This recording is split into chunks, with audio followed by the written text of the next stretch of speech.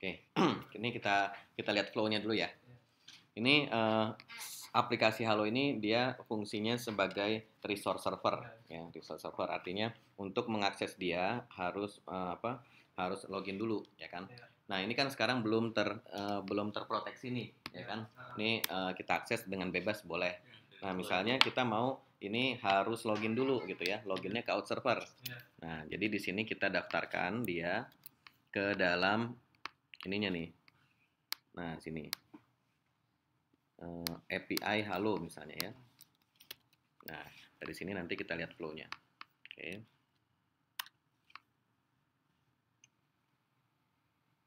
Nah, habis ini kan harusnya dia minta apa? Nggak bisa langsung diakses ya. Dia minta login dulu.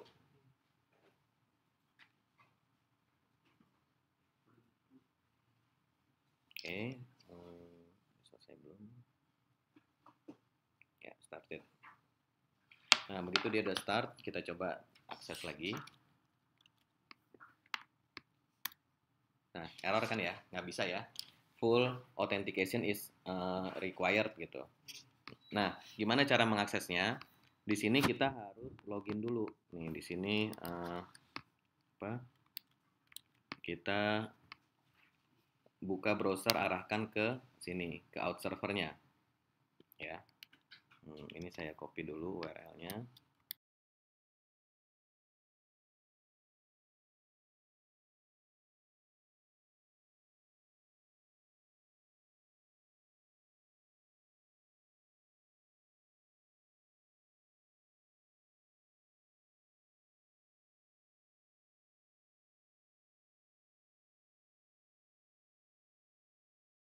Oke. Nah, ini ya.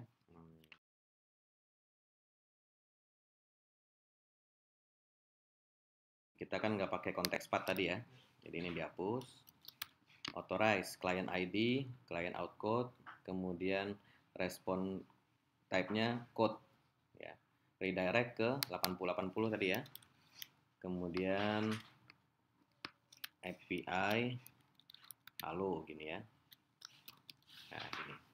Oke. Nah, ini kita akses lewat browser.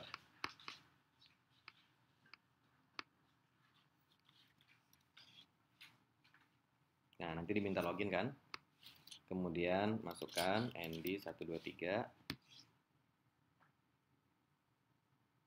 Nah, ini keluar halaman approval. Sama nih kalau kita login pakai Google kan suka keluar tuh. Do you want to approve basic info macam-macam gitu ya. Nah, jadi kita approve nih.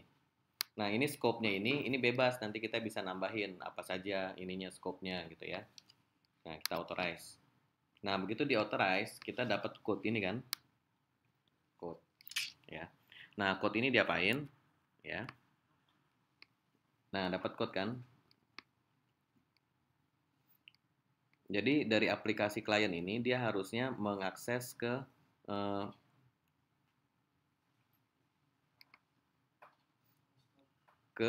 authorization server lagi ya, ke out server lagi untuk menukar yang tadi ini dengan dengan akses token ya. Nah, coba kita lihat. Oke. Nih. Ininya dihapus. Ini header ya, ini header nggak usah. Ini kita mau akses lewat ini aja biar kelihatan. Code. Nah, code-nya kan ini ya. Code-nya mana tadi? Nah, ini. Oke.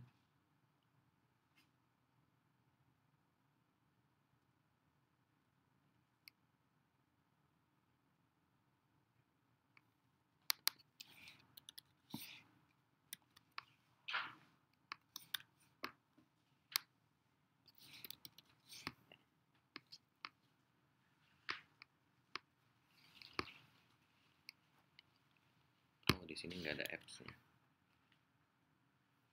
Rest console. Targetnya kan ini ya. Oke.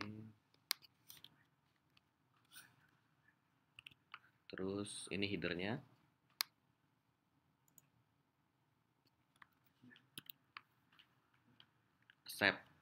Shape-nya application JSON.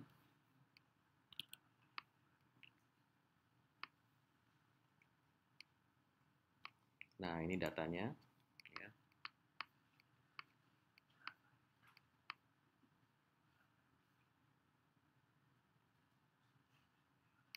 Ini request parameter.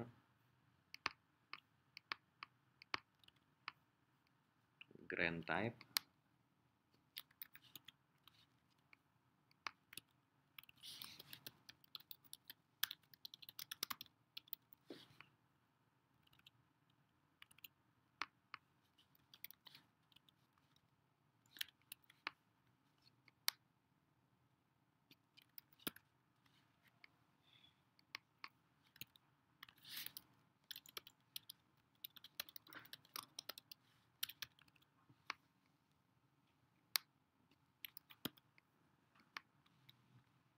Nah, ini ya.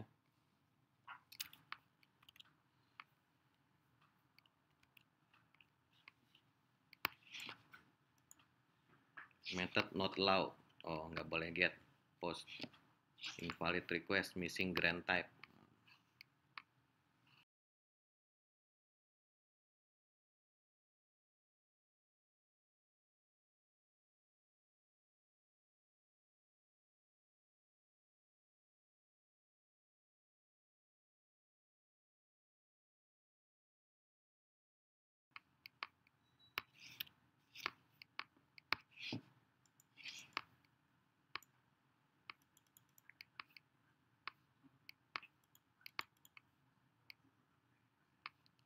Kita pakai ini coba.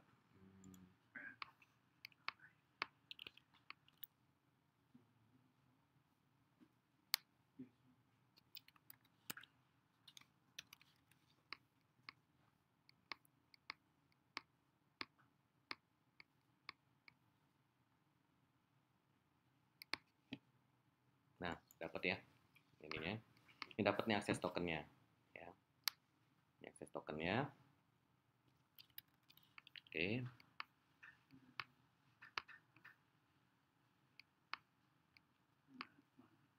Nah, kemudian baru kita pakai untuk yang tadi nih. Akses token ya. Akses token. Ini.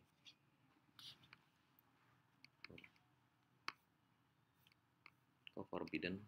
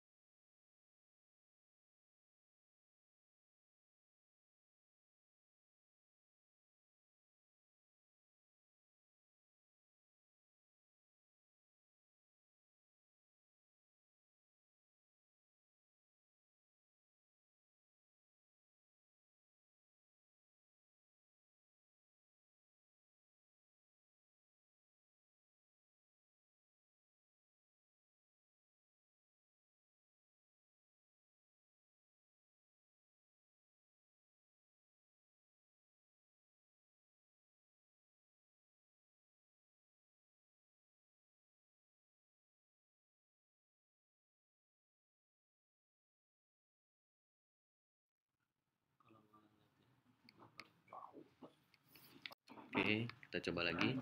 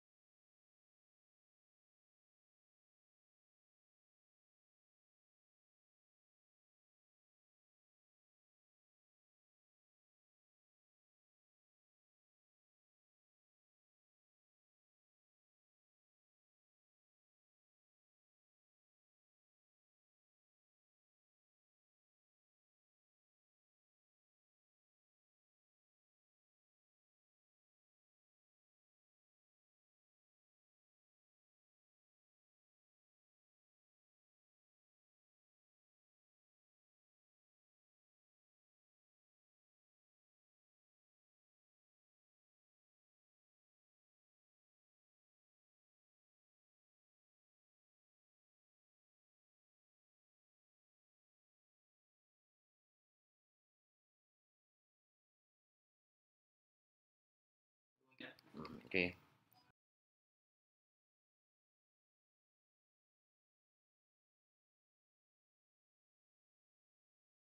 Nah, jadi di sini kita tadi sudah punya authorization server ya. Kemudian di sini kita punya resource server. Nah, kita lihat flow-nya dulu untuk mengaksesnya. Di sini pertama kita start dulu ya, dua-duanya. Jadi si authorization servernya ini jalan di port 10.000, sedangkan yang resource servernya jalan di port 8080. Nah, jadi pertama kali si usernya ini dia akan login dulu ya. Jadi harusnya nanti kalau di aplikasi yang aplikasi klien dia akses kan belum login ya. Nanti di redirect nih. Sekarang karena kita belum bikin aplikasi kliennya, maka redirectnya kita langsung diketik di sini aja ya. Nah, untuk redirect ini dia akan mencantumkan ID kliennya apa. ID kliennya kan tadi client outcode ya. Ini kliennya si aplikasi klien yang mau mengakses gitu kan. Kemudian respon type-nya ini nanti tergantung dari grant type yang kita mau pakai. Jadi ada 4 grant type kemarin kan. Jadi kita pilih code, artinya authorization code. Nah, setelah dia berhasil login, nanti di redirect kemana? Redirectnya itu bisa kita tetapkan atau kita tentukan langsung di konfigurasi kliennya ini. Bisa juga nanti dibuka aja, tidak disebutkan. Kalau tidak disebutkan berarti boleh kemana saja, ya. Jadi di sini boleh kita ke URL mana saja, ya. Nah, ini kita akses dulu. Begitu diakses kan dia belum login ya. Nah, kita login di 123. Nah, kemudian di sini ada muncul halaman approval. Apakah si aplikasi klien ini boleh nggak mengakses resource-nya gitu ya. Kita approve. Nah, kalau kita nggak mau keluar ini, kita bisa juga pakai auto approve. Jadi langsung otomatis. Begitu di klik authorize, tapi dia tetap harus klik authorize gitu ya. Sorry. Kalau auto approve ya dia langsung otomatis authorize dan langsung di redirect ke sini. Ya. Nah, dia kan muncul nih code-nya ini ya. Nah, code-nya ini kemudian diambil sama kita. Setelah itu kita tukarkan dengan akses token. Ya, akses token. Nah, akses tokennya menukarkannya kita seperti ini ya. Tadi belum di copy ya. Nah, jadi di sini kita mengakses lagi ke out server nih, port 10.000 ya. URL-nya OAuth token, ini bawaannya dari Spring Security. Nanti kalau mau diganti bisa juga lewat konfigurasi ya. Kemudian kita sebutkan grant type kita apa, authorization code, code-nya apa ya. Nah, setelah itu kita lakukan oh ya, di sini juga ada authentication-nya. Jadi kita sebutkan nih client ID dan password-nya ya, password-nya si klien ya kan, yang sudah kita tentukan di sini tadi nih. Ini client ID-nya, ini password-nya ya. Oke. Kemudian kita lakukan post. Nah, nanti sama dia akan dikasih akses token kita sekian gitu ya.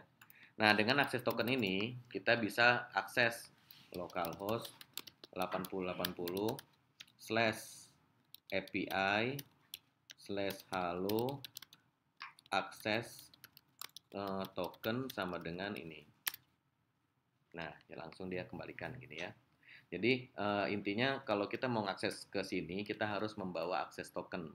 Nah, untuk proses membawa akses tokennya itu seperti tadi. Jadi seperti gini ya.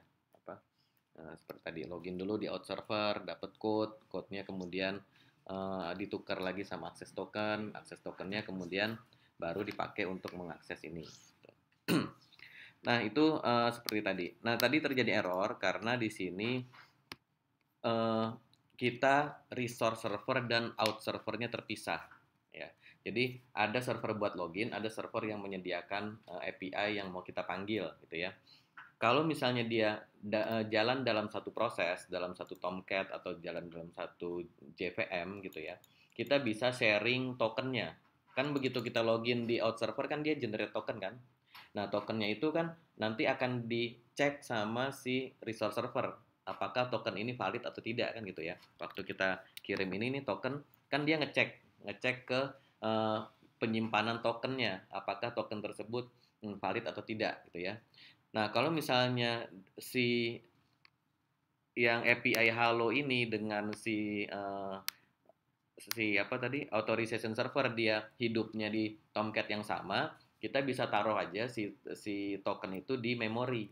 Jadi defaultnya itu dia taruh di memori. Nanti begitu resource server dapat request, dia langsung ngecek ke memori, kan sama ya sharing ya. Jadi langsung oh ini valid, oh ini nggak ada gitu ya.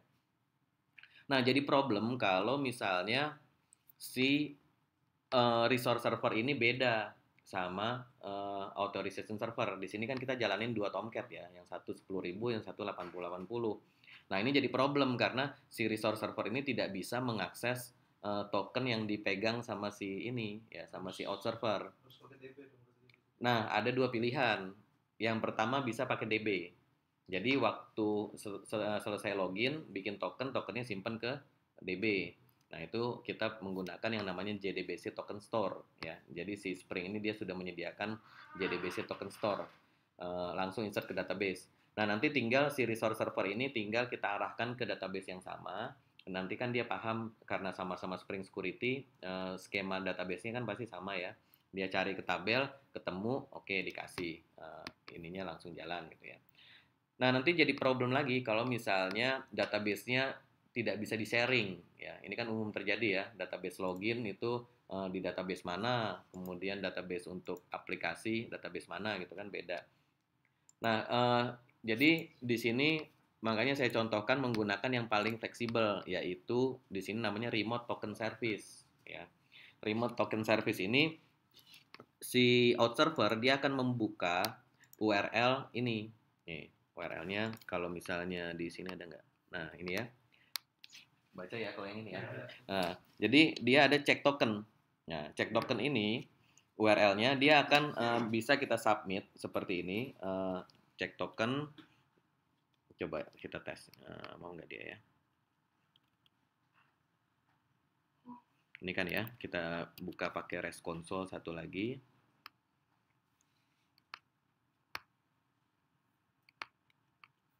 Nah, ini kan URL-nya ya. Ini URL-nya. Kemudian kita pakai authorization juga di sini. Client out code 1 2 3 4 5 6. Oke, kita set header. Kemudian bodinya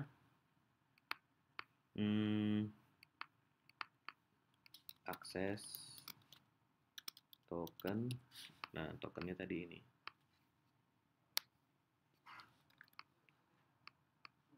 Ada C-nya ya. Nah, gini ya. Oke. Coba kita post. Oh, parameternya harusnya namanya token, bukan akses token. Nah,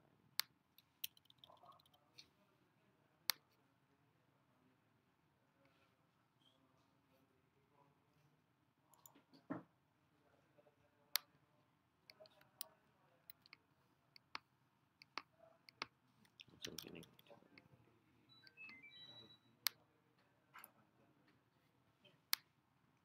Nah, ini ya. Pakai get ternyata. Nah, waktu kita ini kan yang melakukan sebetulnya di belakang ya. Si resource server ngakses ke out server, dia ngecek saya dapat token ini nih. Saya dapat token C7, CF5 dan seterusnya. Benar nggak sih ini tokennya? Nah, dia akses ke out server tadi. Nah, dia akan kembalikan nih. Oh, ternyata token itu miliknya user ND. Dia punya role ini operator sama supervisor. Kemudian client ID yang mengaksesnya ini. Kemudian dia dapat scope read sama write. Ya. Nah dari sini si resource server kan dia akan punya informasi nih. Oh ternyata dia punya role operator dan supervisor. Ya. Nah dari sini kita bisa dia bisa menentukan oh ternyata boleh nih si Andy ini mengakses URL API Halo gitu ya. Nah, jadi seperti itu. Nah, kenapa tadi error? Tadi error itu karena kita belum kasih permission. Nah, di sini harusnya dikasih ini nih yang hijau ini ya. Authorities sebagai klien ya. Nah, di sini soalnya kita sudah kasih konfigurasi untuk bisa ngecek token akses itu harus role-nya klien gitu. Jadi dia harus punya role-nya klien. Nah, tadi di sini belum ada nih untuk si klien yang satu ini, dia belum punya role apa-apa. Jadi dia makanya waktu kita mengakses si token tadi, ngecek token, nanti keluarnya forbidden karena ininya udah benar tapi tidak punya izin akses untuk sini gitu. Nah, jadi di sini kita tambahkan supaya si klien yang ini boleh ngecek token. Nah, kalau yang lain, ini kan kita punya klien-klien yang lain nih. Ini tidak boleh dia ngecek token karena dia tidak punya authorities ini, gitu ya. Nah, jadi seperti itu kira-kira gambaran umumnya. Pak, tadi kan ada dua pilihan. Satu database, satu lagi ini remote token service ini. Remote token service itu ya ini, dia mengakses HTTP request ke URL, mana tadi URL-nya? Cek token.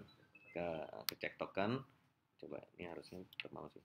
Cek token, kemudian dia get dengan menyebutkan token yang dia mau cek mana gitu ya. Begitu di get, nanti dia dapat. Nah, ini. Setiap kali request tokennya kan berubah kan? Kenapa? Setiap kali request tokennya enggak, tokennya kan ada expirednya nih. Oh, itu. Nih expirednya. Ini EXP. Jadi biasanya si resource server selama dia belum expired, dia nggak ngecek lagi gitu. Jadi pertama kali datang nih, kita request pertama kali ini mana tadi? Nah, waktu pertama kali dia ngakses ini, kan dicek tokennya. Oh, dapat ini username-nya, permission-nya, kemudian expired-nya kapan gitu. Dia request lagi kedua kali. Dia lihat, oh ini belum expired, ya udah langsung dikasih. Nggak usah nanya lagi ke out servernya.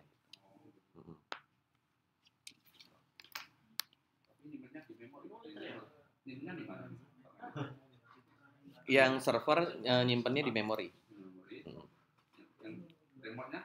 Yang kliennya yang resource-nya juga di memori juga.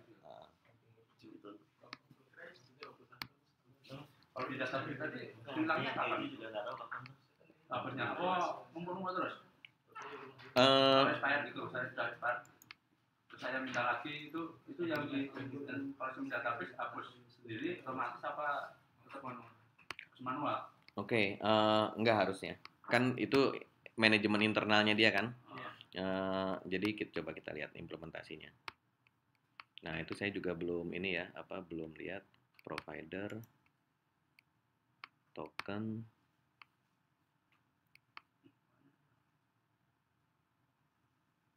store.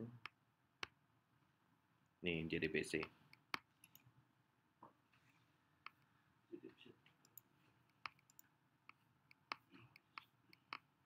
Ini skemanya kalau mau lihat di sini ya. Tadi saya bilang kan dokumentasinya sangat minim. Jadi sehingga kalau mau bikin tabelnya ya kita lihat dari SQL-nya sini nih, insert token ID, token dan seterusnya gitu.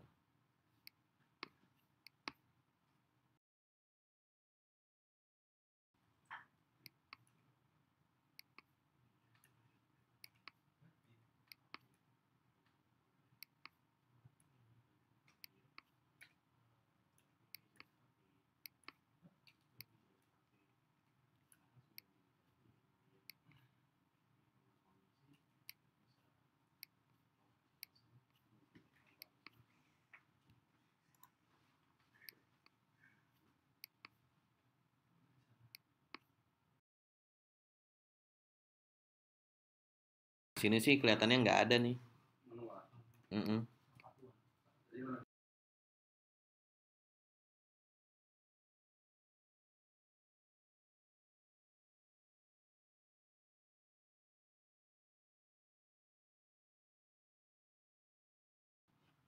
Ya mungkin nanti harus dibaca lagi sih ini ya, karena nggak ada dokumentasinya behaviornya seperti apa. Kita harus lihat lagi kapan dia hapus gitu ya.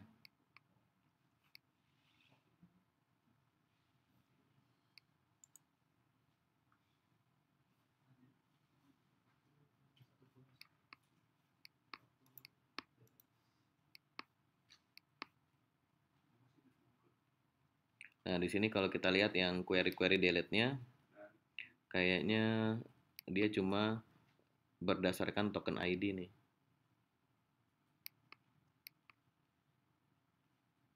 Nggak ada dia yang where expired, delete berdasarkan expired nggak ada. Jadi kayaknya kita harus implement sendiri.